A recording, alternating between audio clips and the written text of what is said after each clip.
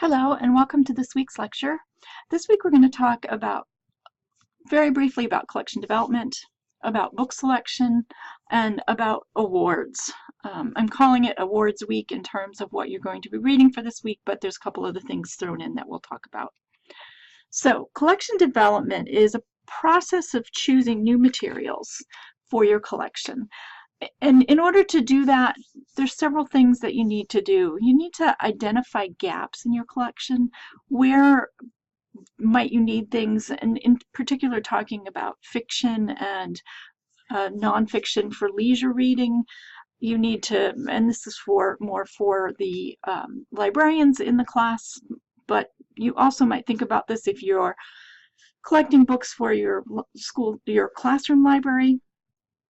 Where are you missing materials? What interests are you not addressing in your collection? What do the students need to do their work, or to be able to do more reading, or what are they looking for? We'll talk a little bit about what a good book is in a few minutes or during this lecture, but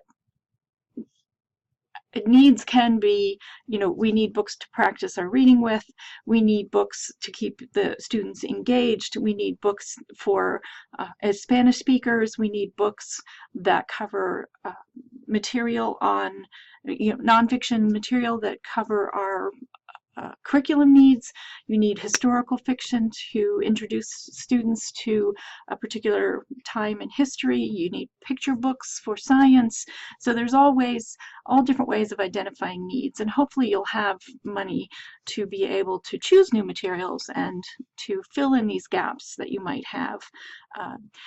There's ways of doing, if you're a school librarian, there's ways of doing collection surveys within your library catalog system that kind of tell you, particularly in nonfiction materials, where you might have gaps. You'd have only a few in a certain Dewey section, and that's a section that dinosaurs. Kids are going to love dinosaurs, particularly elementary school kids just adore reading about dinosaurs. So if you have a large population of students who are that age group and you're not satisfying that demand, you may be missing out on getting them to read and getting them excited about reading. That's a very, very small, I talk about collection development a lot more in the reference class, but those are just a few ideas to think about when you're thinking about collecting fiction materials, because I talk more in that class about reference type books and nonfiction type books. But in any collection development, along with getting new materials, also comes getting rid of materials, and that has always been the hardest job for me, weeding. But unfortunately, we never have enough space for as many books as we want to keep. So weeding becomes important, not only for space, it's important for space, but it's also important for keeping your collection current so that it's exciting and interesting for the students. Keeping it in good condition. Students don't necessarily want to take out battered books that look like they've been through the ringer. Give them a nice new cover. We all, the old saying, don't judge a book by its cover. We all do that, and it's definitely something you do. And if the cover is boring and ripped and not attractive or appealing, you might not have that book go out. If it's Harry Potter, it might go out anyway, but in general, the better you can keep your collection, and better to have worn out books than no books at all, but a collection that's in good condition will get more circulation than a collection that has an overabundance of books, many of which are not in good condition. And currency, actually, when it comes to fiction, there's a lot of rules for when to get rid of nonfiction books. You certainly don't want to keep stuff on computers for too long. Things change in science. New discoveries are made. Think about when Pluto went from a planet to not a planet to a dwarf planet. While you don't have to keep up right away. You certainly don't want material that's so old that it doesn't give you the correct information anymore. So use has to do with condition, but also just, is there books that are not being taken out? Why aren't they being taken out? Can you book talk them so that maybe the students become interested in them, or is it just not something that's going to appeal to them and we can get rid of it and get something more appealing? So those are some things you can look at when you're trying to make a collection more interesting to students. We used to have, in the public library, we used to get a report called the Dusty Book Report, and that was material that hadn't been used. And sometimes it's something like a classic book that just is not in at the moment, but you know you need to keep it in your collection, so you put it back in the you keep it in the collection.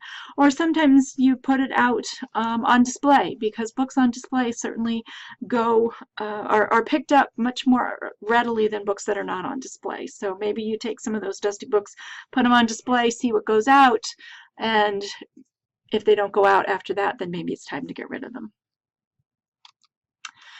I want to talk about review sources when it comes to choosing. We're going to talk about books in a lot of different genres over the course of this semester, and all of these books do review books in all different kinds of genres. So the Horn Book is a smaller book, a smaller journal that comes out, I think, every other month, and it only publishes positive reviews. It has a limited collection of books that it looks at, but it's going to look at multiple genres, and it also has articles about children's literature. It's a very interesting little book. School Library Journal, on the other hand, has a broad scope. They try to review most of what comes out from the new publishers, so there'll be shorter reviews, but more of them, and they won't all be positive. So you may find something in School Library Journal that wasn't reviewed in Horn Book, in part because Horn Book didn't like it. So School Library Journal may put it in. They may like it or they may not like it and still include it, so you know something about that book. Book List is similar to School Library Journal, does not necessarily focus on children's books. There's some issues that are more children and some that are adult. Kirkus has both adult and children's books. I believe it's online. You can find some reviews online. Kirkus is funny because they tend not to be, they're often out of line with Horn Book and School Library Journal and Book List. So you'll see something that might get starred in School Library Journal, but not in Kirkus, or starred in Kirkus. And starred means it's a particularly, as you can guess from just the title, starred book means that they're recommending it and they think it's a particularly worthwhile book to recommend in all of these publications. And you know, Kirkus might star it and School Library Journal and Horn Book doesn't. So, and if you get something that gets stars in all of the different review sources, then that's particularly special, and you want to take a look at that book because it means it's kind of cut across different types of review angles. It's interesting too because this idea of different review sources and different book review journals for children's literature having different people reviewing for them and a different kind of editorial overlook goes to the fact that not everybody likes every book. If you look at something like Harry Potter, there's a lot of fans of Harry Potter, and there's a lot of people who think it was the worst book in the world. I think I might have mentioned that in the last lecture, that it's so really based on what you bring to a book. It's based on your own, what you enjoy, what you don't enjoy, what you think is good writing, what your background experiences have been up to that point. Have you read other material, other books with boy magicians or girl magicians? Are you looking at it from a feminist perspective? Are you looking at it from a diversity perspective? And all of those things can play into your opinion and actually just sheer enjoyment of a book. As I'll tell you again, when we do realistic fiction, it's just not my favorite. And so I have a harder time judging realistic fiction than I do something like science fiction fantasy, which I'm a huge fan of. So Voya is another smaller magazine that does YA literature. It's gotten in trouble with the children's and YA book world recently for some poor choices of reviews and some kind of tone-deaf reviewing, but I think it still can be a valuable resource if you're in a high school and you're going to do more young adult books. I don't think Hornbook goes up as far as Voya does. And then the bulletin for the Center for Children's Books, which is online, and they've just picked out their Blue Ribbon Awards for this year. And I wanted to particularly show you a trifold of the list, which is a perfect example of an annotated book list, and something similar to what I'm going to have you do, except for I am asking you to do fewer books and more pictures. I'd like to see the covers of the books because it really does make a difference. But this is something you can print out, and it's a trifold and have laying around for teachers and students to pick up. This happens to be all of their best material, the best in certain categories, so fiction, picture books, nonfiction. So you can see each, like this would be what, 2, 4, 6, 8, 10. This would be about what I'd want you to do, and to have a small annotation for each book.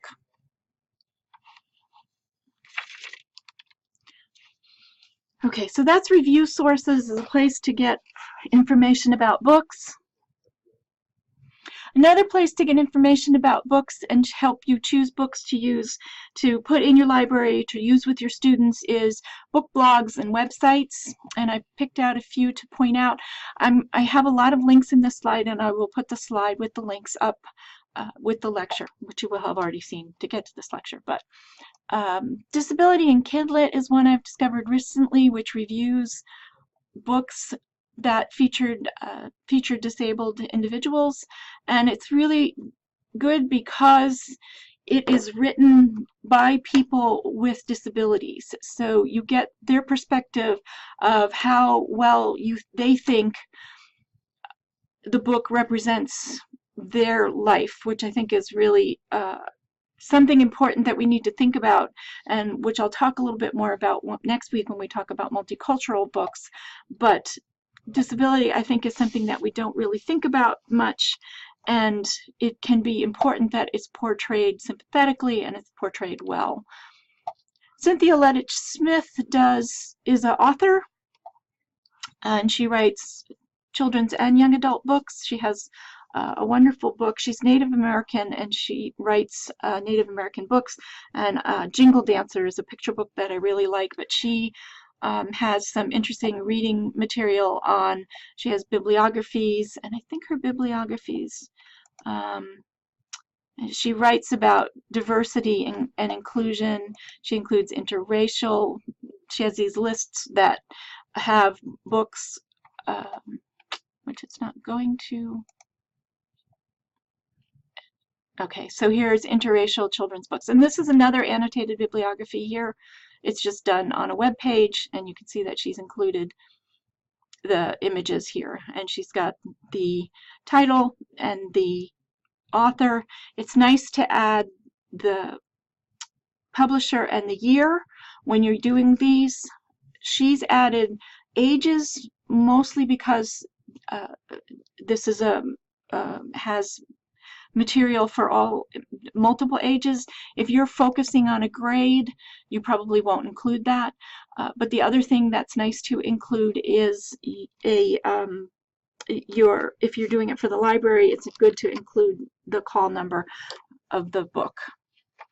American Indians in Children's Literature. This is by Debbie Reese. This is a wonderful blog for learning about diversity in books. She is as you can see,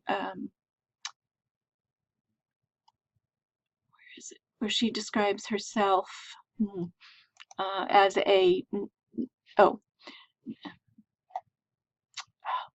she is Nambe Pueblo, so she is Native American, and it's proper to identify Native Americans not as a global, not as individual tribes, rather than just in a large group.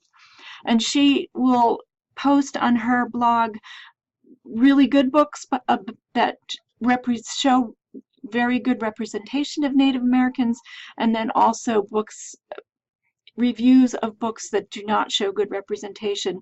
And the nice thing about this is she does an extremely close reading of the book, the passages concerning Native Americans, and really talks about why this could be offensive, why she finds it offensive, how it could be improved. So it's really good for learning how to closely read books to evaluate their content and representation of diverse individuals.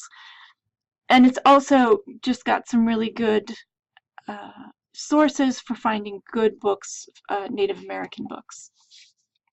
She actually has a little blurb about American Indian, Native American. There's no agreement. Debbie Reese likes to say, she called her blog American Indian, but as she says here, say Debbie Reese, a Nambo Pueblo Indian woman, if you know their association. Roxana Khan she's also an author. A lot of authors have good blogs, but she is a Muslim woman and writes Muslim books and has a Muslim book list. So if you're looking for material to increase your gaps in your collection there, she has suggestions and descriptions of different books and different ages on her website. So this is a really useful website for filling those gaps in terms of diverse books, which we'll continue to talk about next week. In looking at book blogs and websites, I wanted to include I wanted to include a variety of blogs to look at. We Need Diverse Books, which I think I'll talk about a little more in depth next week, but I'll talk about its history, but it also offers resources for lists that include diverse books. They have a nice, I think it's in their summer reading series. If you liked this, read this because of the similarities. So it could be a great way to include diverse books and also to book talk these books and connect students and readers to the books because they have similar things in them that might make them appeal. So both are boys surviving middle school. So Wednesday Wars is about a boy surviving middle school. So is 8th grade Super Zero. It just happens Super Zero has a diverse protagonist in some way. So it's really very cool to use their resources. I like Educating Alice. This is Monica Edinger, who works at a private school in New York City. I forget what it is. She loves Alice in Wonderland, but she also does great posts on different books. And she's also written a book herself. So go to her recent post, Thoughts on the Newbery. Julius Lester, who was a wonderful children's writer, recently passed away. So you can read material on books. What I'm giving you here is not only places to go for book lists and book reviews, but also to read about children's literature in general, if you like following blogs. Fuse 8 is Betsy Bird, and she writes in School Library Journal and mostly does book reviews, although she'll also do just material, columns about books. Sometimes she'll do at the end of the year, kind of best of the year, or she'll take a particular topic and talk about that. This one, I don't remember who writes it. I just love the title, 7 Impossible Things Before Breakfast, and it is actually now, okay, so again, book reviews, and this is where sometimes you can see if a book has an issue. You'll sometimes see it in these blogs where they start talking about books. There's also some Twitter accounts I follow. Ebony Elizabeth Thomas, who writes about children's literature and diversity, and I didn't include her here. And you might find other Twitter accounts that you might want to follow, as well as blogs that you can go to read more about it. And this one is Finding Wonderland, who is Tanita and Aquafortis. So, but this has some good reviews and some interesting material on children's books also. I'm also giving these to you. Some of these will also feature other people that they follow, which can be a good place to find. Lee and Lowe we'll talk about next week, but it can be a good place to find other material. These are also good places to go to find books to read for this class. So that's one of the reasons I'm giving them to you at the beginning of the class rather than at the end, so that you can take a look at some of these blogs and some of these websites to see to get ideas for books to read for the class. So awards. Awards are all about recognizing excellence. We're in the middle of the movie award season with the Oscars and the Screen Actors Guild Awards and the Golden Globe, etc. And of course, books have their own set of awards, particularly children's books. There's a lot of awards for children's books. I'm going to show you just a few today, but there's a lot of books. And each of the awards have really particular criteria. They were developed to recognize some aspect of books. For example, the Caldecott Award recognizes superior illustrations. So it doesn't have to do with the text in the book, even though they may consider how the text and the pictures work together, but really it's how are the illustrations? They're taking a look at the illustrations. So in order to understand why an award received that award, one of the things you should look at is the criteria for giving the award. For example, one of the awards we're going to talk about I'm going to show you is Garden State Book Awards. It's one done in our state. But we have I'm on the committee. I have been for about a lot of years, and we have a criteria that the book has to have been published in the United States first. So early, there's some great books that we look at every year, and they're published in Australia first, or they're published in Canada first, and we can't put them on our list because that's how the award was established, to recognize American books that were published in America, either first or simultaneously at another country. There's other awards that look at books that are in translation, not necessarily in Garden State, but there's reasons when the award was developed why they want to look at particular criteria. Can also be problems with award-winning books, and one of the problems is that the choice of the award is only as good as the choice of the committee. And there's been some question about some of the American Library Association committees and other committees. Are they made up of a diverse enough group of committee members that can recognize and understand diverse books and bring them into the fold? There have been more and more diverse books winning awards, but for a while that wasn't the case. Another problem is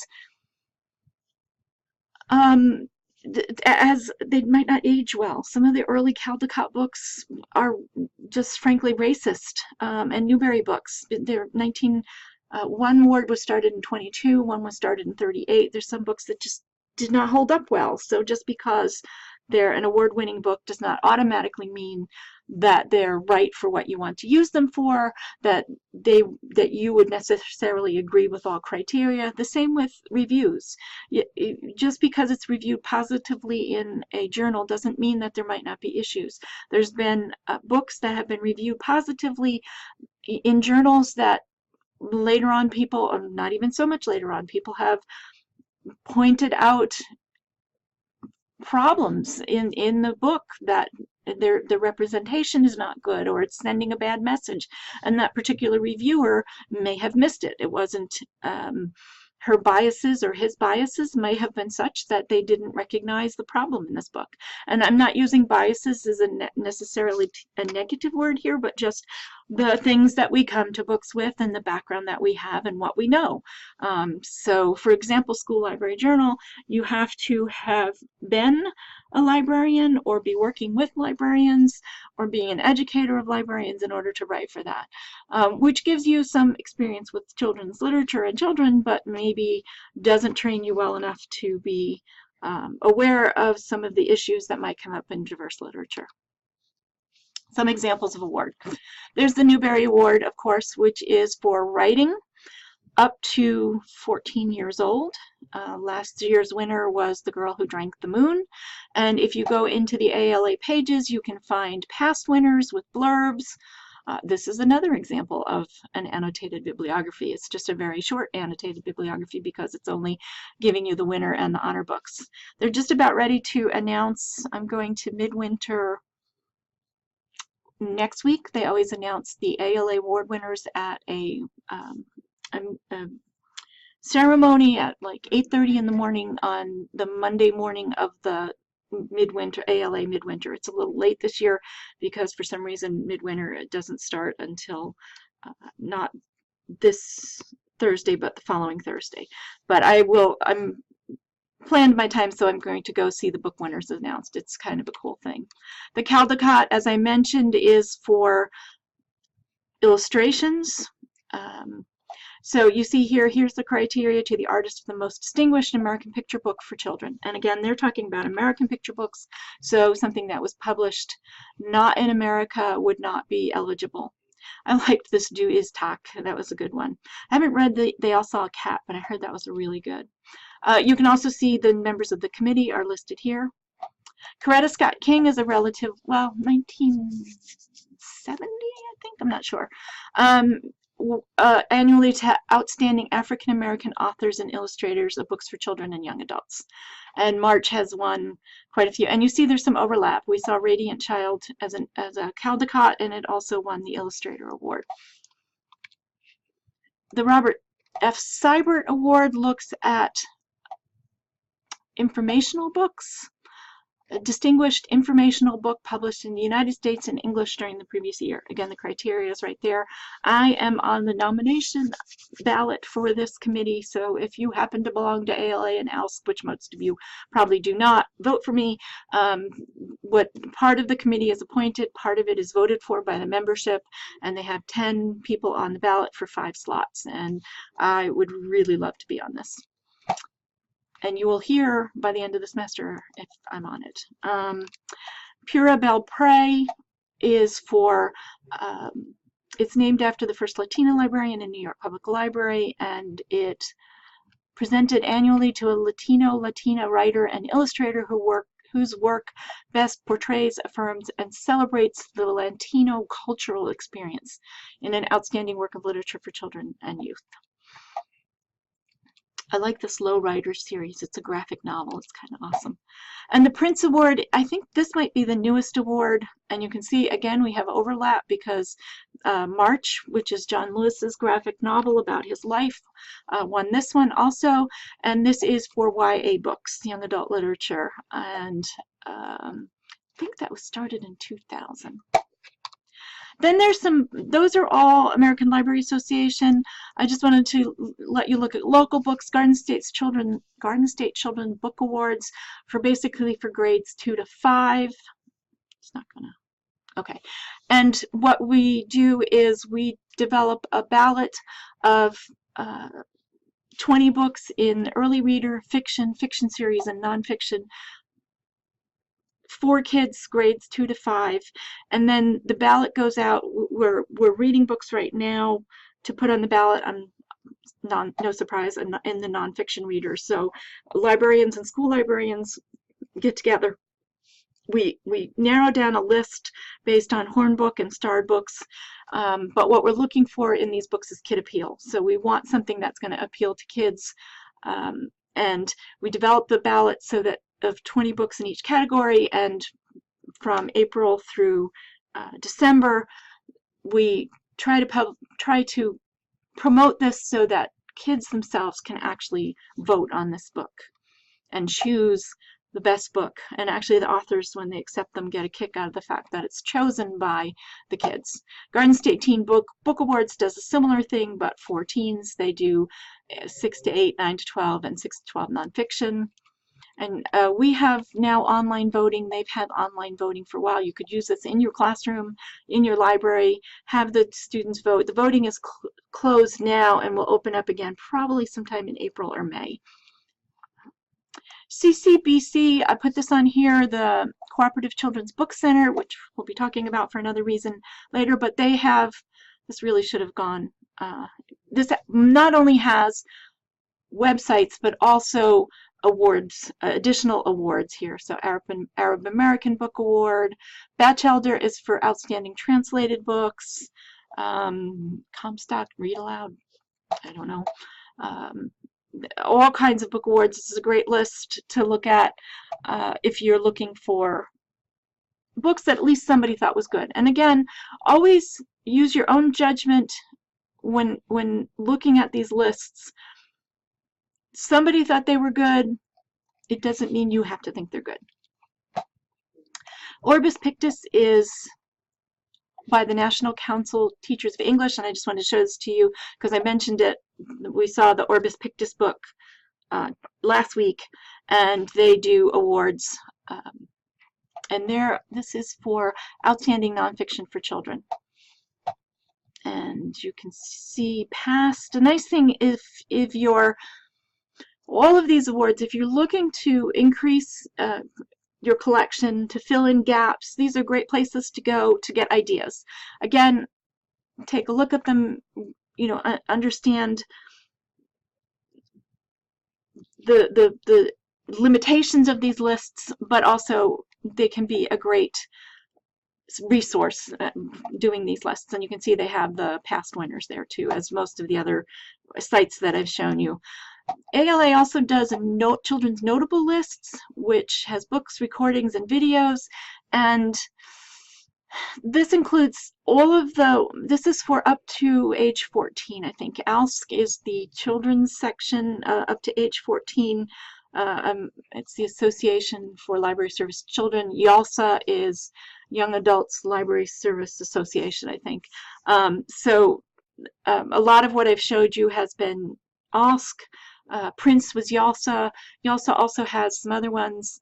Alex Award, which is for adult books of interest to teens. That can be a good one if you for high school students. And their notable books list has not only all the award winners and honor books, but also other notable books that may have been overlooked because there can be only one book declared the best, but there's often way more books that are really interesting and good.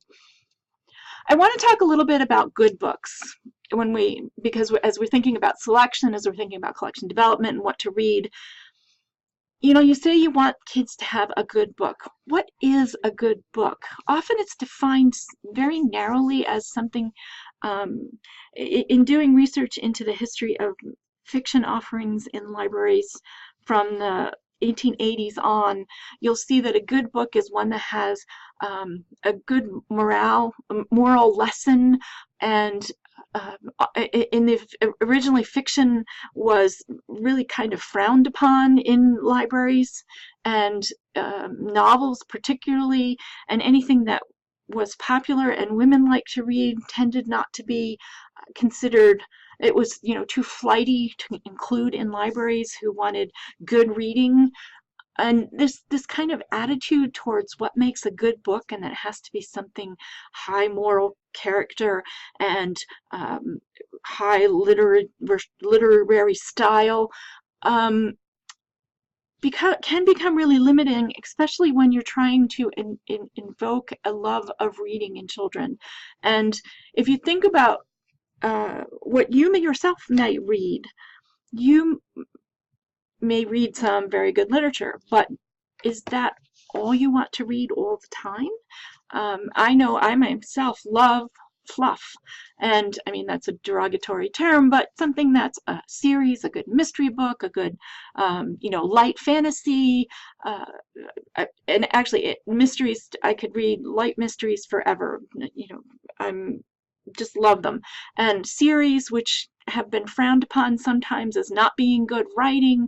If you think about Goosebumps, some of you mentioned Goosebumps. I worked with when my kids were in elementary school, I volunteered in the school library, and this librarian would not have Goosebumps in the library because she was afraid the parents would complain. And if you really want your students to be reading, and if it was at that time period, my son is 32 now, so when he was in second, third grade, he just devoured them. I mean, he just would read one after another, after another, after another. Isn't that what we want? I mean, obviously you want a mix, but if that's what they're going to read, that's what they're going to read. And eventually they may or may not read something that's good for them and a good book. But it's interesting also to consider when a book becomes a classic. If you think about classics in their own time, I always think about Dickens, that was written as serials for newspapers. So certainly if you think about popular literature, something that was meant to entertain, Dickens was the very definition of that. And yet he studied in colleges. He's a good book, a good literature now. So I always wonder what is going to be considered good literature in the future that we've dismissed as populist or not good books in our time. So that's why I want to have an open mind and not be judgmental about the type of books children are reading, because reading a good book is reading what you enjoy, is what I want to say there. There's also this idea of ladders, which it's good and bad idea.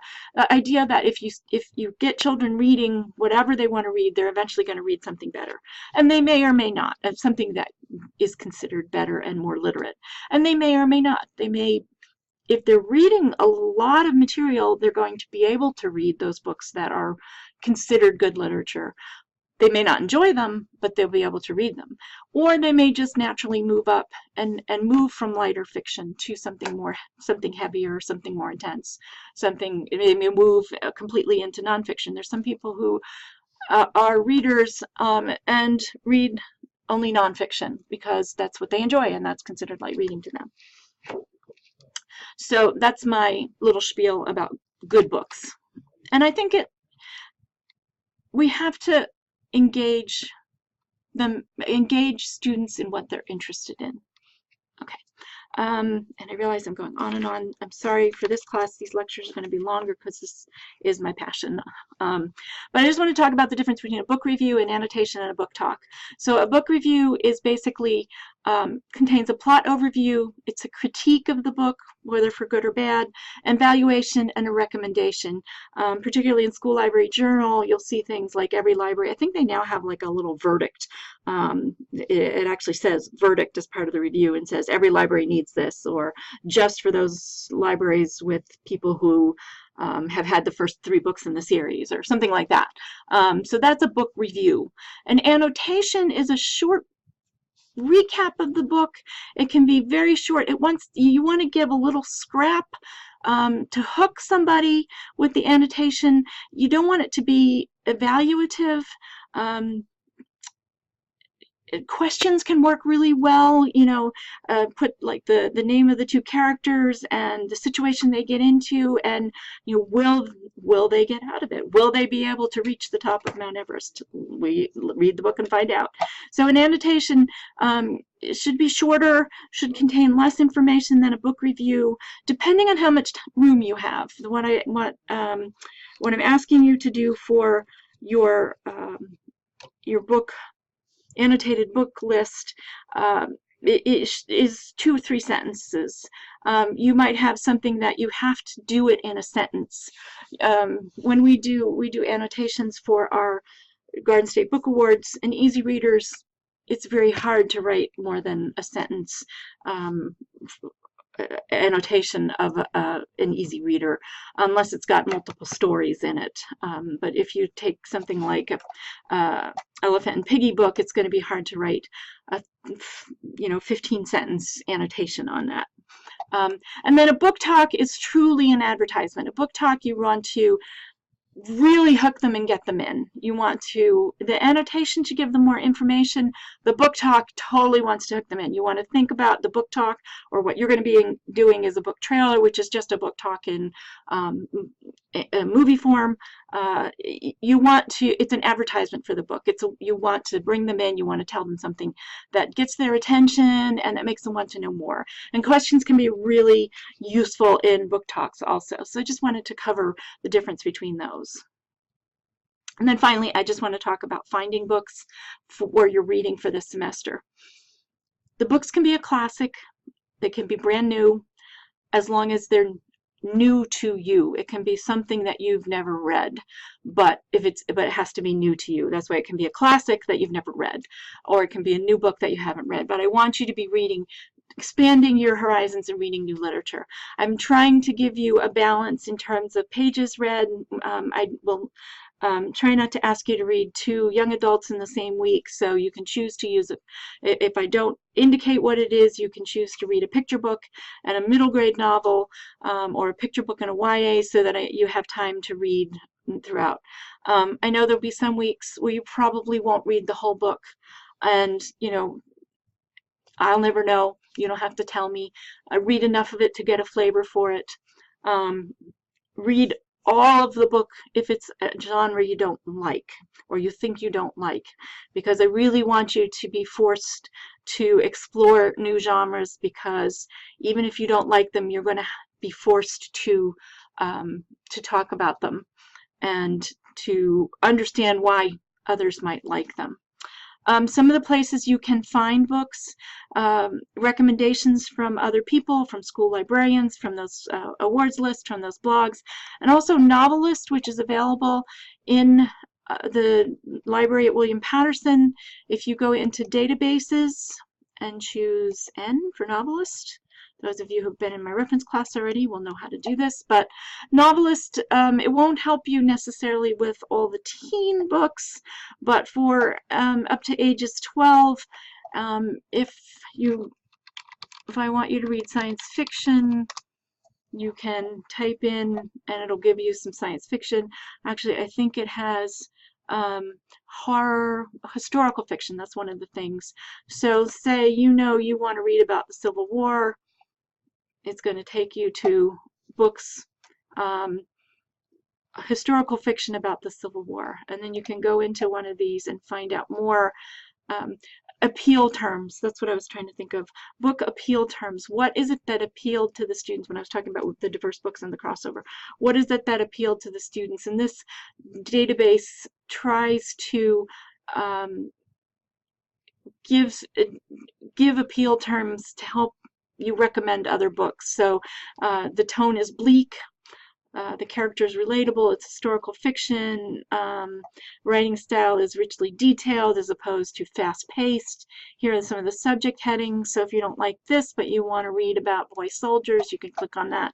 So this is a great place to go and kind of explore different, explore to find suggestions for reading, because you can find a little bit about the book. You can get a blurb, you can read the reviews about the book so that you can see if you wanted to read it.